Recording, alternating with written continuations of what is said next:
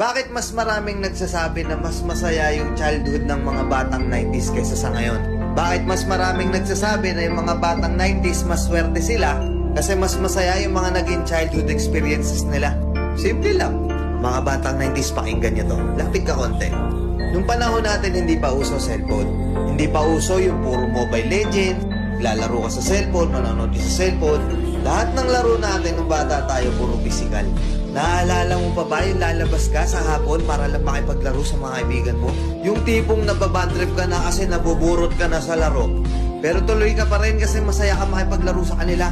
Yung tipong lalabas ka ng alas 3 ng hapon hanggang alas 6, hindi ka na pwedeng magpagabi kasi mapapalo ka. Pero yung maiksing oras na yun para makapaglaro ka, pakiramdam mo ang haba-haba na. Naalala mo pa ba? Paggaling mo sa eskwela, madaling-madali ka kasi may papanoorin ka pa. Oo, kasi yung mga palabas sa TV noon, puro pang bata pa. Puro cartoons, may mga anime pa. Nakakatuwa kasi yung mga palabas noon talagang nakakatulong sa bata. May matinik, may Hiraya Manawari, may siniskwela pa. Hindi ngayon.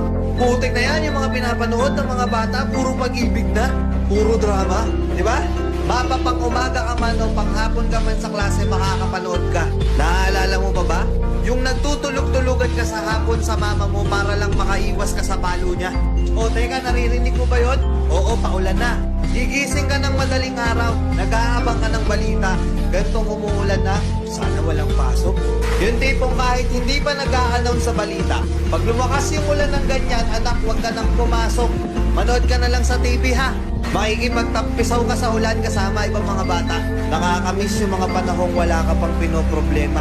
Nakakamiss yung mga panahong wala ka pang responsibilidad at obligasyon. Nakakamiss yung mga panahon nung ikaw ay bata pa.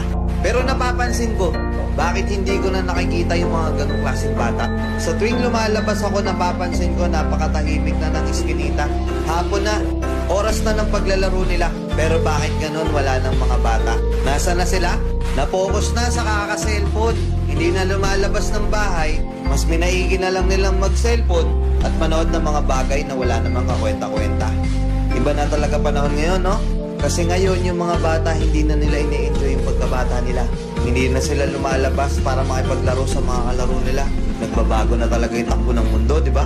Kaya kung ako tatanungin, oo, masaya ako na naging parte ako ng batang 90s na to.